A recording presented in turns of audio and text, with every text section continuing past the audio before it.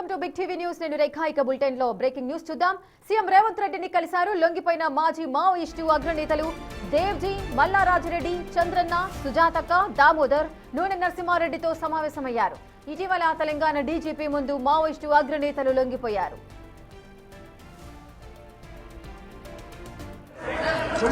Political agenda ముఖ్యమంత్రితో meeting సంబంధించి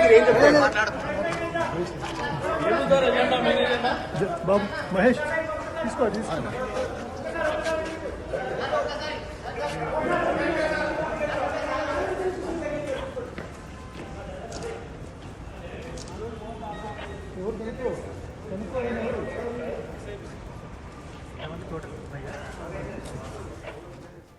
ఇసుక ఇటీవల లొంగిపోయిన మాజీ మావోయిస్టు అగ్రనేతలు సీఎం రేవంత్ రెడ్డిని కలిశారు.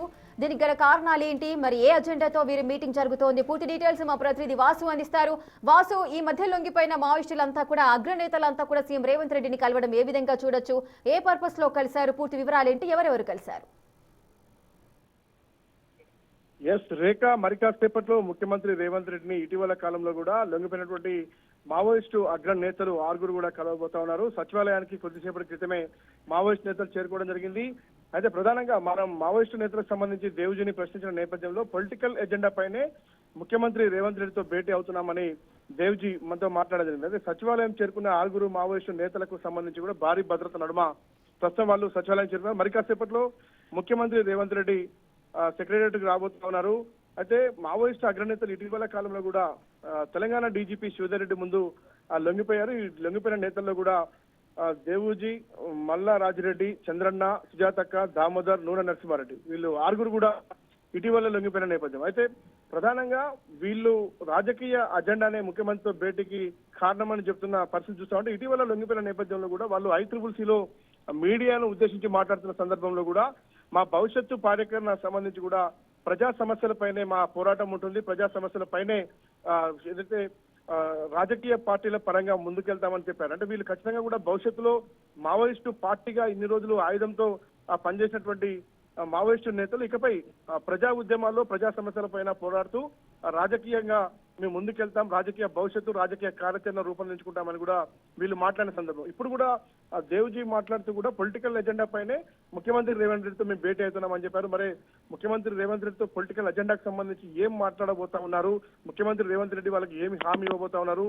ఎందుకంటే దాదాపు కొన్ని ఏళ్ల పాటు, కొన్ని దశాబ్దాల పాటు అజ్ఞాతవాసంలో ఉన్నటువంటి మావోయిస్టు నేతలు ఈరోజు పూర్తిగా రాష్ట్ర రాజధాని హైదరాబాదు కేంద్ర ఏదైతే పాలనా విభాగమైనటువంటి సచివాలయానికి చేరుకొని ఏకంగా ముఖ్యమంత్రి రేవంత్ రెడ్డితో భేటీ అవుతున్న సందర్భం చూస్తా ఉంటే ఇది తెలంగాణ రాష్ట్ర చరిత్రలో గతమెన్నడూ కూడా ఉమ్మడి ఆంధ్రప్రదేశ్ రాష్ట్రంలో కూడా ముఖ్యమంత్రితో నేరుగా మావోయిస్టు నేతలు భేటీ అయిన సందర్భం కేవలం చర్చల నేపథ్యంలో రాజశేఖర రెడ్డితో మాత్రమే భేటీ అయిన సందర్భం చూసాం. కానీ ఇప్పుడు ముఖ్యమంత్రి రేవంత్ రెడ్డితో కూడా ఇటీవల కాలంలో అంటే వీళ్ళు పూర్తి స్థాయిలో కూడా ఇతర రాష్ట్రాల్లో ఛత్తీస్గఢ్ లాంటి దండకారణ్య ప్రాంతాలతో పాటు ఇతర నేపాల్ లాంటి ప్రాంతాల్లో సంచరించినటువంటి నేతలు చాలా అనేక గెరిల్లా ఆపరేషన్ లో పాల్గొన్నటువంటి కీలక నేతలుగా ఉన్నటువంటి వీళ్ళందరిపైన కూడా దేశ స్థాయిలో కూడా చాలా పెద్ద ఎత్తున కూడా కేసులు ఉన్నాయి. రాష్ట్ర స్థాయిలో, దేశ స్థాయిలో కూడా కేంద్ర కమిటీలో కూడా కీలక స్థాయిలో పనిచేసినటువంటి మావోయిస్టు నేతలు ఈ రోజు ముఖాముఖిగా ముఖ్యమంత్రి రేవంత్ రెడ్డితో భేటీ కాబోతున్నారు.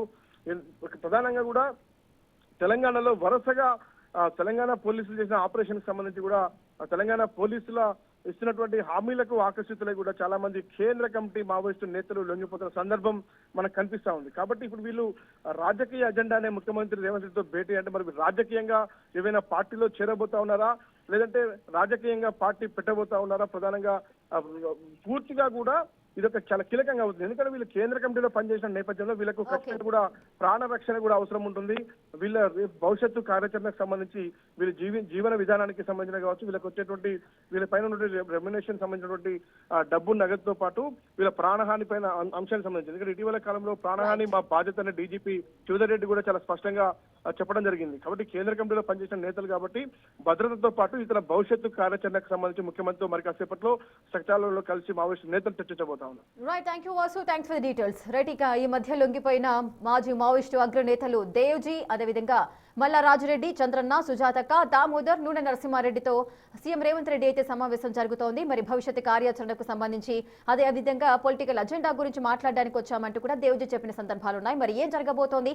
ప్రభుత్వంతో కలిసి పనిచేస్తారా? ఎటువంటి జాగ్రత్తతో లేదంటే ఎటువంటి ప్రణాళికలతో ముందుకు వెళ్తారు అనేది చూడాలి.